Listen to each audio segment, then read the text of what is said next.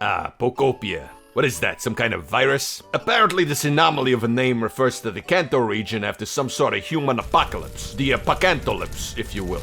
You might have heard of me before. Some call me the detective, for my innate senses and dealings with those otherworldly paranormal Pokemon. I've come to this humanless, blocky, happy-go-lucky, customizable wasteland to prove a point. You see, I specialize in Pokemon forms. No, not your traditional, ooh, looky me, I can change back and forth. And not your regional adaptations either. Damn, look at this duck.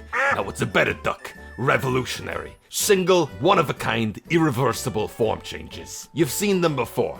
That Blood Moon beast that roamed Kitakami back in 23, crossing the sea from Hisui and drifting ashore. Was it on an iceberg? Was it swimming? Did it drown? Coming back like an annihilate, denying its demise and pumping up from the gates of hell? Coming back with special powers? Or that tall anomaly freak from Kalos and his eternal flower, permanently transformed by the ultimate weapon, never aging, and having a flower containing a terrible power? Huh, that rhymed. Even taking over offensive duties entirely when it mega evolves. You get it, those two guys. How'd I even end up here? Not so sure myself, comes with the territory. Near-death experiences and all that. A post-civilization Kanto, eh? What kind of deadly freaks are we dealing with here?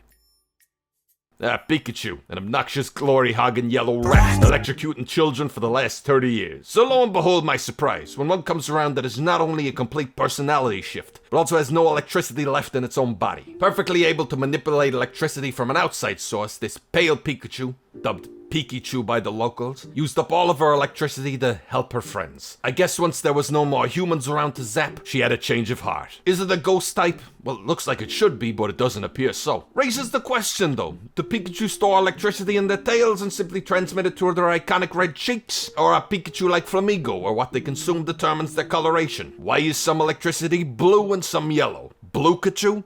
Pika-Blue?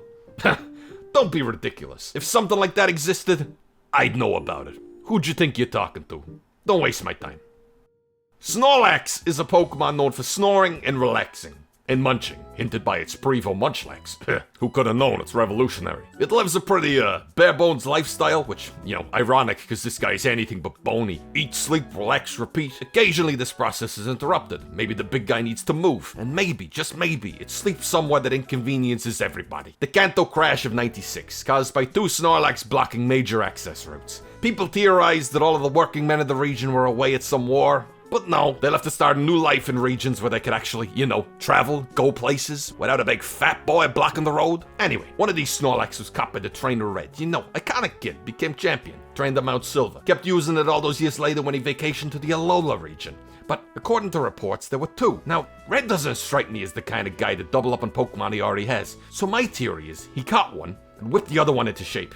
Metaphorically. After all, there are reports around the time that one of the Snorlax gave a huge yawn and returned to the mountains. The mountains where it presumably slept. For years, until it was recently awoken. This lines up with the local reports of what they call Mosslax. It had to sleep off a bad mood after a fight it lost, sleeping so long that the dirt piled up all around it, leaving it buried. And ironically forgetting about the opponent that it lost to. That's my theory. Send an Ursaluna across the sea, drain a Pikachu of its powers, or make a Snorlax so angry that it naps for 84 years. What if it fell asleep in a gemstone cavern? Might we see an Orlax? Or what if it's stowed away in a supermarket? Storlax? Anyone? Okay, I'll move on. A non-Kanto native, Smeargle, has always been a unique Pokemon, boasting a tail full of a single pigment fluid. It paints unique canvases and is capable of permanently copying almost any move another Pokemon uses against it. So despite the species having a predetermined singular color at birth, we find our dastardly decorating demonic designer with a much larger tail brush, boasting 4 colors. Now there's no proven theory for this anomaly, so let me provide my own thesis. Kanto was abandoned by humans, maybe after they went too far into testing alternate energy sources. Smeargle, with no human guidance, got lost and fell into a vat of radioactive paint. Okay, maybe not that, unless it starts going by Smeargle Man or the Incredible Smulk. What else? This Pokemon had to succumb to a post-apocalyptic life, having to survive without all the cleanliness that its privileged life once gave it. Standards be gone. Are these paints simply bodily fluids? Tears, blood, boogers, and piss? Okay, that's also a bit of a stretch. Maybe this. Smeargle learns the move Sketch every 10 levels, and it can permanently copy a move another Pokemon uses on it. Maybe. If we can get one Smeargle to learn a set of 4 very specific moves, it can adapt into this dubbed Decorator Smeargle. We gotta run more tests. Artisan Cave and the Horn Battle Frontier is about to see a lot more action.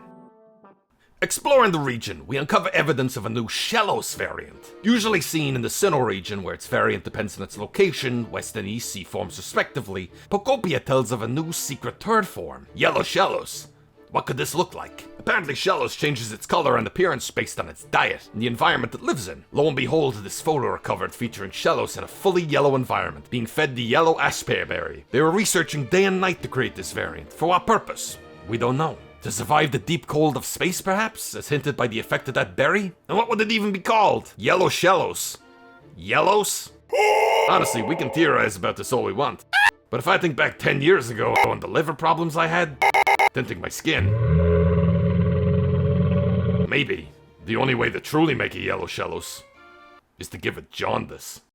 Now honestly, we can theorize about this all we want. Those forms I think are pretty set in stone, but the rest, I'm not so sure. More like Pokemon that wanted to pursue their passions to such a degree instead of being put through the ringer. The good old Professor Tangrowth, the stand-in for your regional professor in a region without professors. What do we know? Well, it was a Tangela raised by a human professor, eventually evolving after they left, adopting the glasses, the TM on the head. Maybe it's a specific technical machine that boosted the Pokemon's brain power. Or maybe Tangela isn't actually spaghetti at all, but actually blue brains. Spaghetti and meatballs? This could have simply been a Tangela interested in science, and given the means in a non-human world to live its life fully. Funnily enough, this maintains the professor naming convention of having them all be named after a plant, sticking true even after the world ends. Ain't that just peachy? Rotom is an electric ghost who can take over various machines to give itself an advantage with new types, moves, etc. And in Pokopia, we have DJ Rotom, who I don't even know if this counts. Who knows? Unlike all of the other unique forms in Pokopia, DJ Rotom is a specific Stereo Rotom, which is an actual newly typed electric normal type Rotom variant. Stereo Rotom is the first type-changing new form outside of Mega Evolution that the Sinnoh region has gotten since Rotom changed all of its form types in Generation 5. No regional variants, no convergence, no Gigantamax, no regional evolutions, nada. Until now, finally. And to all the jabronis who still insist on sound type despite all of the hints that you've been given that normal type is the sound type,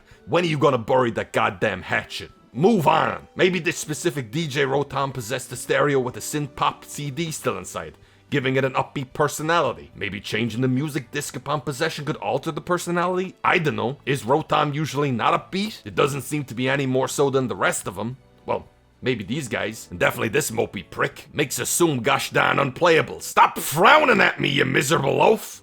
That goofy movie-coded squirrel from Gala notoriously loves to eat, but what if it ate more? Growing up in a family of foodies, this specific gredient, given the moniker of Chef Dente, learned to love cooking, even though it will still eat anything, seasoning carelessly. But, I mean, is that behavior just not typical of an ordinary gredient? Or maybe the normal ones only eat berries?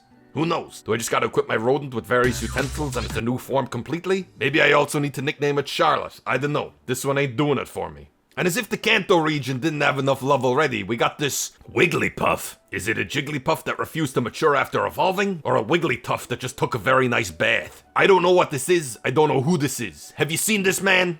And lastly, we have a Pokemon skilled with its hands and tools. It's very curious about buildings and machines. Of course, I'm referring to Tinkaton, but if it decided to build its hammer with a little more multi-tool functionality pizzazz, and I guess we would refer to it as Tinkmaster? If a Tinkaton doesn't have its hammer, is it a Tink or a Ton? Who knows? Maybe it had some sort of engineering background, because as much as you might wanna, you can't properly install a Phillips screw with just a hammer. There's one more Pokemon here today in the region, a new arrival of sorts. Why, in a region with no humans left, how would a non-human be able to figure out what went on here? If only there was some kind of adaptation. A Pokemon private investigator, a PPI, a detective, a detective. But of course, that would mean Detective Dedenne, at your service. Or Dead Dene, or Dedentive. I don't know, I'm too old for this Malaki. But wait, if that's me, then where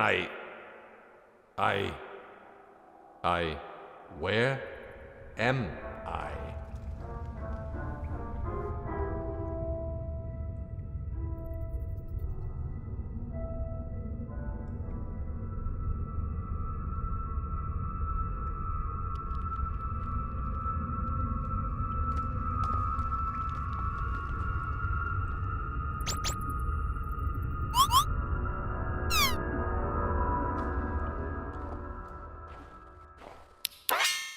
Oh my God, this guy's still alive.